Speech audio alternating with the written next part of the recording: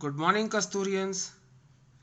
In continuation with our previous videos of chapter Kings and Chronicles, we will discuss about Badshah Nama and how the British administrators they have studied the Indian history, and we will be having an insight on the ideal kingdom, the social contract between the kings and their subjects, and the policy of Sulh-e-Kul. So let's start. A pupil of Abul Fazl, Abdul Hamid Lahori, is known as the author of Badshah-Nama, in which he has described about Emperor Shah Jahan, his hearing of the court, his talents, how he commissioned to write a history of Shah Jahan's reign, and how he modified the Akbar Nama. The Badshah Nama is actually the official history in 3 volumes of 10 years each, and these volumes are known as Daftars. Lahori wrote the first and second Daftars comprising of the first 2 decades of the emperor's rule, that is from 1627 to 1647, and after that Sadullah Khan, who was Shah Jahan's Wazir, he later revised these volumes, and the historian Waris, they chronicled the 3rd decade of the British administrators. They began to study India's history and to create an archive of the knowledge about the subcontinent to help them better understand the culture and the diverse social customs of the empire they sought to rule. So these chronicles they were of great importance for the Britishers which helped them to understand the social and religious customs and the administrative system which was imposed on the people by the Mughal emperors. To rule India accordingly, the British historians they showed interest, and they wanted to have an insight about the social customs. They wanted to have an understanding about the subcontinent, to understand the people and their cultures so that they can rule accordingly. And it was Sir William Jones who founded the Asiatic Society of Bengal, and he took the task of editing, printing and translating these manuscripts. The Asiatic Society of Bengal, it published and edited the versions of the Akbarnama,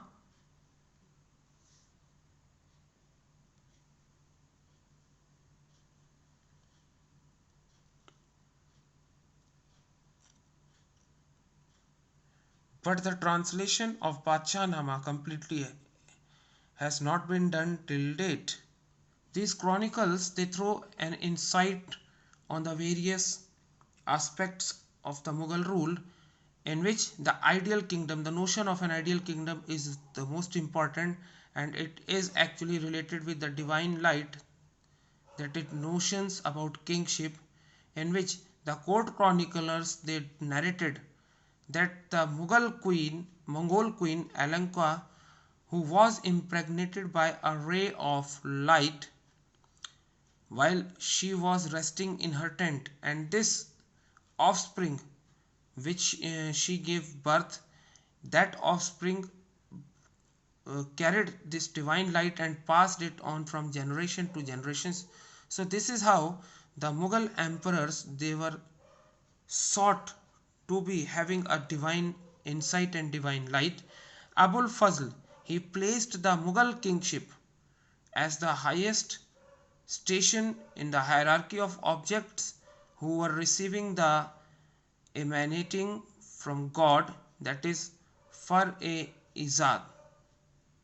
Abul Fazl he was inspired by famous Iranian Sufi Shihabuddin Suhrawardi, who first developed this ideology, and according to this ideology of Shihabuddin, there was a hierarchy in which the divine light was transmitted to the king, who then became the source of spiritual guidance for his subjects. Relating to this, the narrations given in the chronicles, they were accompanied well by the paintings, and these ideas were spread in a way that felt a lasting effect on the subjects and a lasting impression on the minds of the viewers, those who have viewed these chronicles. The Mughal artists from 17th century onwards, they began to portray emperors wearing the halo which they saw on European paintings of Christ and the Virgin Mary to symbolize the light of God. Kinship is shown as a social contract. Abul Fazl, he defined sovereignty as a social contract. The emperor was to protect the four essences of his subjects, namely life, that is Jan, property, that is Mal, honor, that is Namus, and faith, that is Deen. So, in return to these protections, the king demands obedience and a share of resources. So, only just sovereigns were thought to be able to honor the contract with power and divine guidance. For this purpose, a number of symbols were created for visual representations of the idea of justice that came to stand for the highest virtue of the Mughal monarchy. One of the favorite symbols which were used by the artists was the motif of the lion and the lamb peacefully sitting together next to each other. This meant to signify a realm where both the strong and the weak were sitting. In the illustrations of the Badshahnama, the court scenes place such motifs in a Nike which is directly below the emperor's throne, and Mughal chronicles, they present the empire as comprising of many different ethnic and religious groups like the Hindus, Jainas, Zoroastrians, and Muslims. As the source of all peace and stability, the emperor stood above all religions and the ethnic groups. They medicated, they medicated among them and ensured that justice and peace should be provided. The policy of Sulh-e-Kul was the ideal as the cornerstone of enlightened rule, and this was described by Abul Fazl. In Sulh-e-Kul, all the religions and schools of thoughts had freedom of expression, but on condition that they cannot undermine the authority of the state or they cannot fight among themselves. This idea was implemented through state policies, that is the nobility under the Mughals, which was a composite one comprising of the Iranis, the Turanis, the Afghans, the Rajputs, and the Deccanis, all of whom were positioned and they were awards purely on the basis of their service and royalty to the king. Akbar also abolished the tax on pilgrimage in 1563 and jizya in 1564, as the two were based on religious discriminations. In fact, jizya was a tax which was imposed on non-Muslims. These instructions, they were sent to officers of the empire to follow the precepts of Sulh-e-Kul in administration, and all the Mughal emperors, they gave grants to support the buildings and maintenance of places of worship. Even when the temples, they were destroyed during the war, grants were later issued for the repair, as we know, during the reign of or the rule of Shah Jahan and Aurangzeb. However, During the Aurangzeb's reign, the jizya was reimposed on non-Muslim subjects. The heart of the Mughal Empire was its capital city, as it was a symbolic representation of the grandeur and glamour of the empire. The capital cities of the Mughals, they were frequently shifted during 16th and 17th century. When Babur, he brought the Lodi capital of Agra, the court was changed within 4 years of rule in the capitals. And the fort of Agra, it was constructed by Akbar during 1560s with red stone.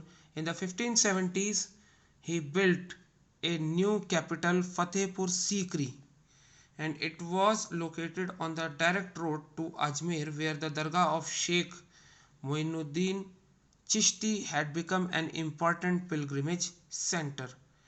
The Mughal emperors, they shared a close relationship with the Sufis of the Chishti silsilas, and Akbar, he constructed a white marble tomb of Sheikh Salim Chishti near the Friday Mosque at Sikri, and he also commissioned the construction of Buland Darwaza, that is the arched gateway, to remind the visitors of the Mughal victory in Gujarat.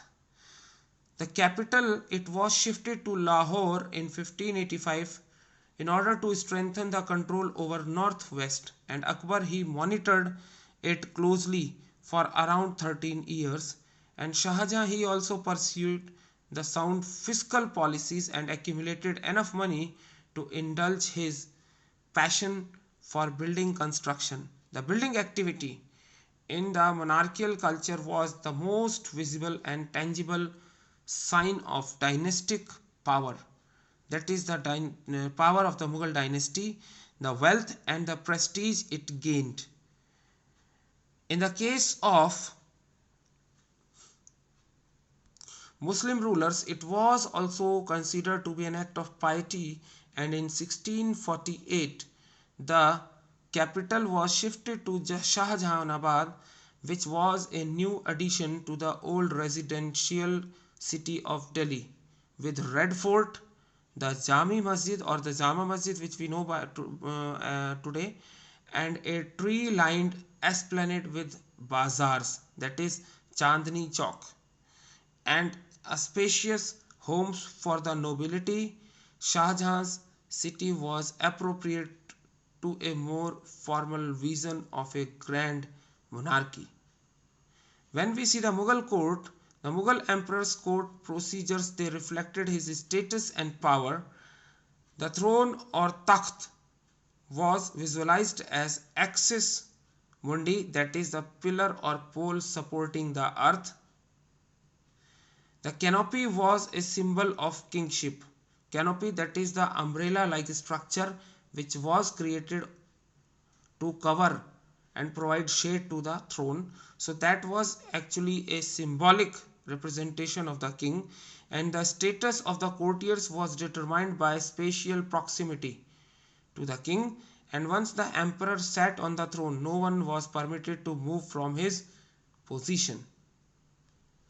In the Mughal court, the social control was also maintained, and defined etiquettes was to be followed in the court with respect to the form of address, the courtiers, the courtesies and the speech, etc. The slightest infringement of etiquette was punishable on the spot. The forms of salute or the salutations were indicators of a person's status in the hierarchy. For example, deeper prostration was a symbol of higher status. Sajda or complete prostration was the highest form of submission. Chahar taslim and zamin bos, that is kissing the earth. The diplomatic envoys, they also had to follow the norms of etiquettes at the Mughal court, and it was expected that an ambassador presented to the Mughal Empire, that he would be greeting the emperor in an acceptable form of greeting, and these forms were bowing deeply, kissing the ground, that is zamin bos, or following the Persian custom of clasping hands in front of the chest. However, Thomas Roe, the English envoy of James I, he greeted the Mughal Emperor Jahangir according to European custom, that is simply bowing before.